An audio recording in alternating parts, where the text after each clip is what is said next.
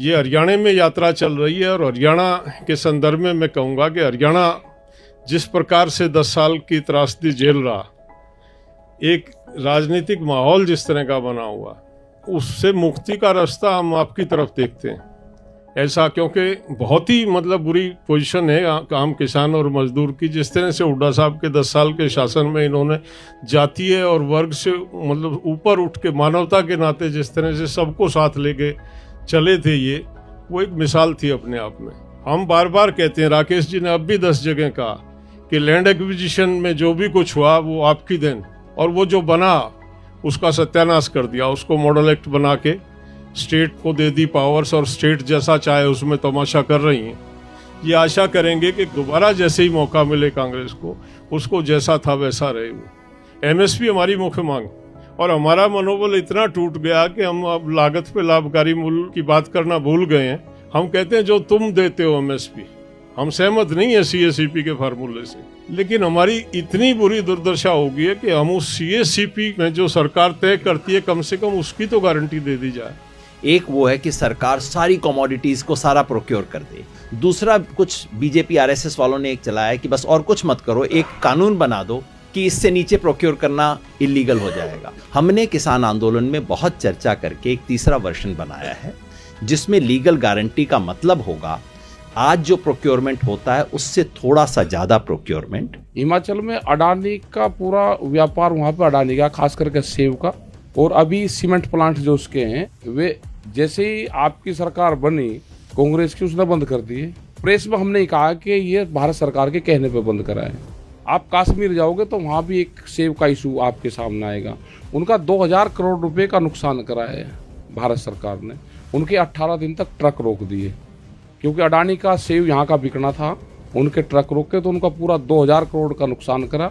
हम वहाँ पे गए, मैं 3 दिन वहाँ पर रहा उनके बीच में। अगर वो वहाँ का किसान, हमारा जो वैली है सेब की, वो मर गया तो यहाँ पे 400 और 500 रुपये किलो सेब हमको हिंदुस्तान में भी लगा। हरियाणा की सरकार अब हरियाणा में एक स्क्रैप पॉलिसी लेके आई है। 10 साल पुराने डीजल वाहन, 15 साल पुराने पेट्रोल वाहन को हम स्क्रैप बना देंगे। जो किसान का ट्रैक्टर है वो हमारा 30 से 40 साल, 50 साल पुराने ट्रैक्टर भी आज हमारे खेत में काम कर रहे हैं। तो वो हरियाणा से उन्होंने शुरुआत की है।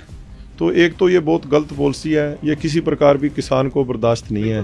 कि हमारे यहाँ हर साल खाद की कमी हो जाती है। किसान जो है 4 बजे जाके लाइन में लगता है, बूढ़े बच्चे सब लगे होते हैं, और वो खाद के कट्टे के लिए ना झगड़े तक होते हैं।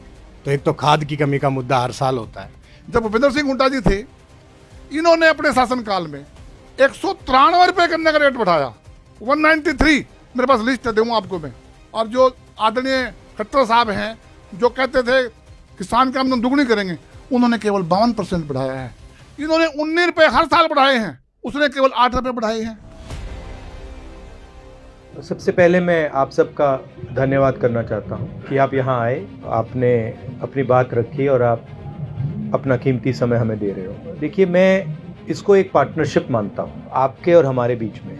कभी कभी थोड़ा फ़र्क होगा आप में हम में, मगर एक साथ काम करने की बहुत जगह है, और जो डायरेक्शन है वो एक ही है।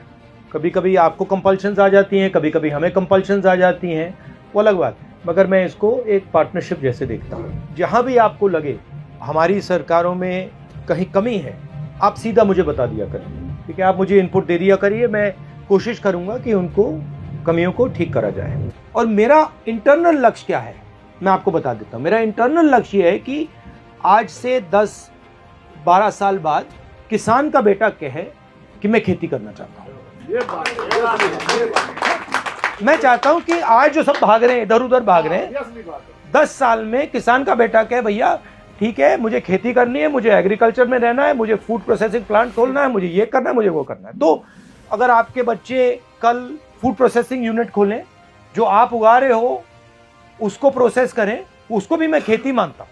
आज बेसिकली आइडिया ये है कि ये पूरा का पूरा जो ढांचा है, जो स्ट्रक्चर है, ये 2 लोगों को पकड़ा ये एक्चुअली सोच है कि भैया देखो, जो भी करना है, फूड प्रोसेसिंग करना है, सुपरमार्केट है, जो भी है, ये 2 लोगों को पकड़ा दे। और ये मतलब इनको हिंदुस्तान के किसानों और मजदूरों को निचोड़ने दो।